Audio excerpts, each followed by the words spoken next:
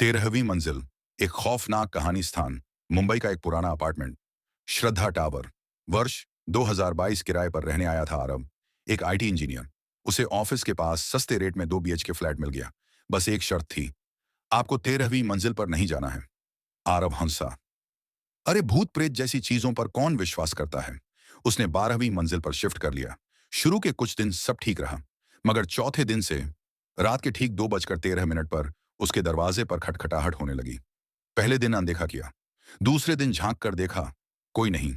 तीसरे दिन दरवाजा खोला तो सामने खड़ी थी एक औरत, सफेद साड़ी में, बाल बिखरे हुए, आंखें इतनी काली जैसे वो खाली हों, और होंठ जैसे सिले हों। वो बस धीरे से बोली, ऊपर आओ, और हवा में गायब हो गई। आरव समझ गया कि कुछ तो गड़बड़ है। उसने बिल्डिंग के चौकीदार श्याम काका से पूछा, 13वीं मंजिल पर कौन रहता है? काका कांपते हुए बोले, बेटा, वो मंजिल बंद है। पिछले 10 सालों से वहां आग लगी थी और 5 लाशें मिली थी, मगर एक औरत की लाश आज तक नहीं मिली। उस रात आरव को नींद नहीं आई।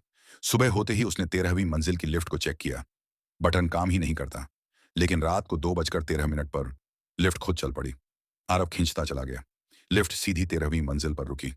जैसे ही दरवाजा खुला, सामने वही औरत खड़ी थी, मगर अब उसके होंठ खुले थे, और उसने एक खतरनाक आवाज में कहा, तू आया, अब तेरा नाम इस मंजिल की दीवार पर लिखा जाएगा।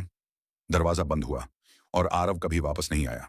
अगले दिन बिल्डिंग वालों को सिर्फ उसकी चीखों की रिकॉर्डिंग मिली, मैं जिंदा हूं, कोई है क्या?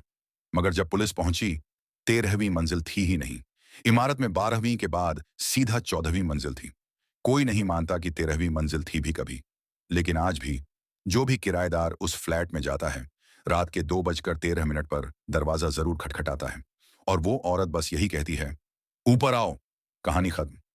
लेकिन अगर आज रात 2:13 पर तुम्हारे दरवाजे पर कोई दस्तक दे, तो खोलना मत।